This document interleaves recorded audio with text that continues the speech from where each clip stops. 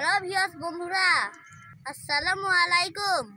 আমি FM মুন্তাসির খান পল্লব, আইভিশন Bangladesh YouTube channel থেকে আজকে আমি তোমাদেরকে পেঁয়াজের বীজ কিভাবে উৎপাদন হয় তা আমি তোমাদেরকে দেখাবো।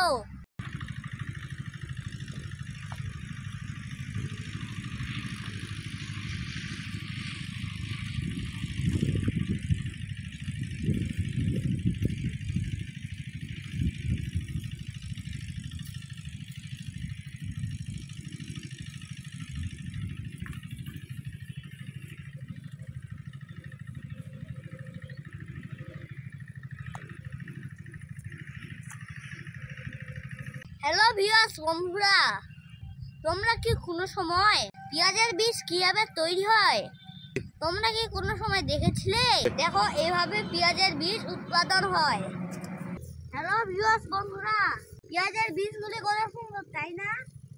তোমরা ইচ্ছা করলে এখানে আসতে পারো। ঠাকুরগাঁও জেলায় এখন বিভিন্নখানে পেঁয়াজের বীজ উৎপাদন করা হচ্ছে, কিন্তু এই পেঁয়াজের বাগানটির অবস্থান তোমাদেরকে বলছি। ঠাকুরগাঁও থেকে বালিয়াডাঙ্গি রোডে পল্লী বিদ্যুৎ পার হয়ে হাতের বাম পাশে অবস্থিত। হ্যালো ভিউয়ার্স বন্ধুরা, আমার কিন্তু খুবই ভালো লাগছে। আমার জীবনের প্রথম এবারে আমি পেঁয়াজের ফুল দেখলাম। হ্যালো ভিউয়ার্স বন্ধুরা, এই পেঁয়াজের বীজ যারা উৎপাদন করে তাদেরকে কিন্তু অনেক কষ্ট করতে হয়। দেশে যা পেঁয়াজের দাম, এরকম কৃষক যদি পেঁয়াজের বীজ না তৈরি করে তাহলে আমাদের কি হতো, তাই না? সবসময় ইন্ডিয়া থেকে পেঁয়াজ আমদানি করতে হতো। আশা করি এরকম ভাবে বাংলাদেশের অনেক কৃষক যদি পেঁয়াজের বীজ উৎপাদন করে তাহলে আমাদের দেশে পেঁয়াজের ঘাটতি হবে না।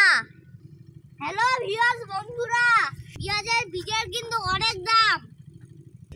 কৃষক পর্যায়ে যদি অনেক বীজ উৎপাদন করে তাহলে তারা অনেক লাভবান হবে। হ্যালো ভিউয়ার্স বন্ধুরা, আমি FM মুন্তাসির খান পল্লব আইভিশন বাংলাদেশ ইউটিউব চ্যানেল থেকে তোমাদের জন্য বিভিন্নখানে ঘুরে ঘুরে এবং অনেক কষ্ট করে, রোদের মধ্যে অনেক কষ্ট হচ্ছে, তারপরে আমি তোমাদের জন্য ভিডিও কন্টেন্ট তৈরি করতেছি। তাই আমার চ্যানেলটি অবশ্যই তোমরা দেখবে এবং সাবস্ক্রাইব করবে। হ্যালো ভিউয়ার্স বন্ধুরা, আমার ভিডিওগুলি যদি তোমাদের ভালো লাগে তাহলে আমাকে কমেন্ট করে জানাবে, কিন্তু তোমাদের কমেন্ট আমাকে আরো উৎসাহিত করবে কিন্তু।